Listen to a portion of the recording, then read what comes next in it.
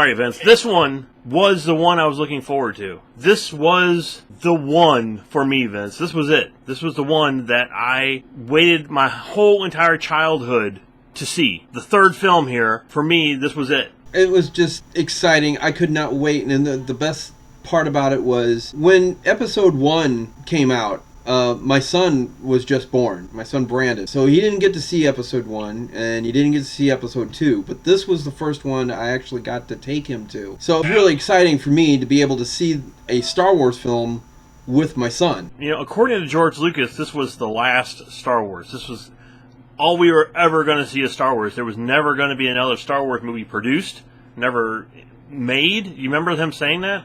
Yeah. And that's what me coming into this was. I was so disappointed. I'm like, oh my God, you know, this is it. This is my whole childhood's over in this film. I mean, I'm never going to see another Star Wars film. I'm never going to experience that again. And that's how I went into this film. Well, I didn't go into it thinking that. I went into it going, I can't wait to see what happens. I can't wait to finally see Anakin Skywalker become Darth Vader. I can't wait to finally see the Empire become the Empire. And the Emperor become the Emperor. And everything that we have always heard about Darth Vader and how he became Darth Vader. You know, we were finally going to get to see all this. The reality of it hit me afterwards.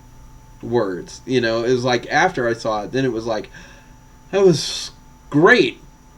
And now there's no more.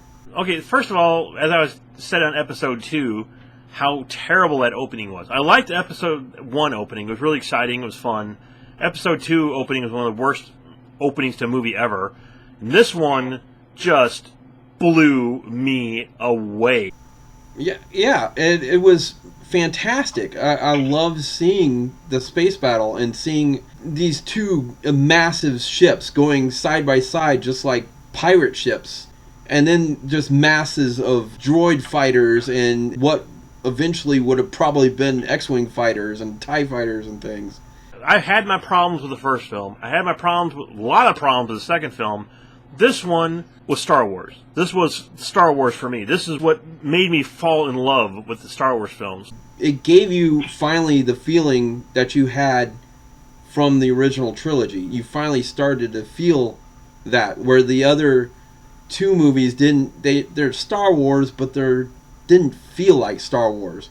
And I don't know what happened here, Vince. I mean, you go from putting a character that everybody hates, that was so annoying in the first film, to a second film that had so many plot holes and so badly written and acted. I'm haunted by the Kist. To this one that has a great plot. The acting was really good in this film. The action was just phenomenal. It was like, what happened here? I mean, why wasn't the other two films like this? Exactly. I've wondered that myself. I mean, maybe by this moment, George Lucas finally got his groove on. And surprisingly enough, as much as I degraded stupid Hayden Christensen in the last film and how horrible an actor he was and how terrible he was actually pretty decent in this role as becoming the evil Darth Vader. I mean, his hair was better, much better than the last film. He just really had that presence of somebody that was turning evil. And the reason he became evil was a pretty good reason. And how he got convinced to become a Sith was a good plot. I mean, it was actually a good idea for the story. Hayden kept saying that George Lucas kept telling him to hold back on his acting. More whining, less acting. In this one, it was like he finally let him go and let him be the character that he's supposed to be, and he did a fantastic job. The story here is really good. Right, and you mentioned in our first review of episode 1 about the midichlorians and where Darth Vader's father came from, or how Anakin was actually born. In here, they kind of explain it. When you get to the end of this film, and when he puts out that Order 66 at the end of this film, and you just see all the clone troopers just change like that, and start killing all the Jedi, I mean, that, for me, was like a sinking feeling in your stomach. Unlike the sinking feeling I had of Jar Jar, this was actually a physical sinking feeling of, wow. I mean, it was really, it got depressing and deep, and emotional to watch all these Jedis be slaughtered like that. I was just like, oh man, it was an amazing sequence. And see, you bring up Jar Jar again, and that's the other thing about Jar Jar's character that I was going to get at too, is that, okay, yeah, in the first film he is an annoying character. He's there, he's annoying, but by the time it goes into episode 2 and episode 3, you find out that he's actually the most pivotal character in the entire prequel trilogy, because he's the one that Palpatine is able to manipulate to create the Galactic Empire.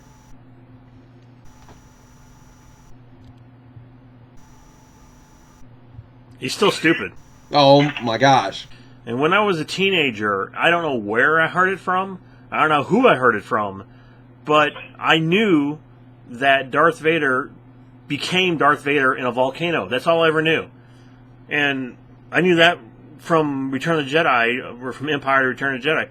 In this film, it shows you what happens. He basically goes to Volcano Planet, and that whole final sequence between Obi-Wan and Darth Vader is, to me, the greatest battle I've ever seen on film. I mean, between the two Jedis. That was everything my 12-year-old self ever wanted to go see. This was everything that anybody that's fan like you and I ever wanted to see. It was Darth Vader and Ben Kenobi in their prime, going at each other, fighting to the death. Obi-Wan fighting to save Anakin, actually, and Anakin, fighting to kill Obi-Wan. When he actually defeats Anakin and, cuts all his limbs off, and he's just pathetic. He becomes like this pathetic character that you feel sorry for almost, because he's like, there's nothing left of this guy. He basically just chopped him up into little pieces. And to think of that little pathetic character becoming one of the most frightening, Sith Lords of all time, it was just phenomenal. Right, and not only is he pathetic because he's lost his limbs and that, but he's pathetic because he's completely been brainwashed by and manipulated by Palpatine. And into believing that Obi-Wan was against him, that the Jedi were against him, that his wife was against him, that everything that he had was, wasn't worth anything anymore. The whole thing with him being charred half to death and burnt half to death, and then he basically is become half cyborg, puts him into that suit. And I was just thinking to myself, well, now he has to live the rest of his life on life support, basically, in the suit because of what happened. So he's not as powerful as a person as he was when he was in his prime, because he's half machine now. So that always just really affected me, where he's just basically walking around in a life support suit for the rest of his life. But he still was powerful because he was the most powerful Jedi ever. Ever. I mean, this was just fantastic, and I remember seeing when they finally put the suit on Anakin, they put the mask on. You see the inside of the mask, which was freaking awesome. And they set the mask down, and you see the helmet come over the top of it, and you hear him breathe for the first time. When I saw that in the theater, everybody went wild. You want to do it together here, Vince? Come on now. On count of 3, let's do this. 1, 2, 3. No! I was like, what? I don't think that ruined it, though. Put the goofiness all back into it again. One thing about the Star Wars films that I've always enjoyed is that with each one, especially with the original trilogy, it was like each one got better and better and better. And for this prequel trilogy, I think it was the same thing. Because you started out with a film that wasn't that great, and then you had a film that was a little bit better, but this one was the best. It got better and better and better as it went along. And it finally came to this, and out of this prequel trilogy, this is the best one out of it. I mean, I wouldn't say it's the best Star Wars, but it's the best one out of the prequel trilogy. And I will give it the ball!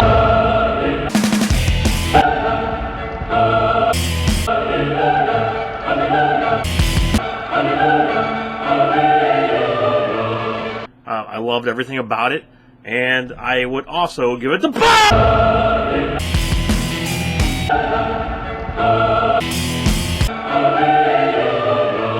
Once more, the Sith will rule the galaxy. Now.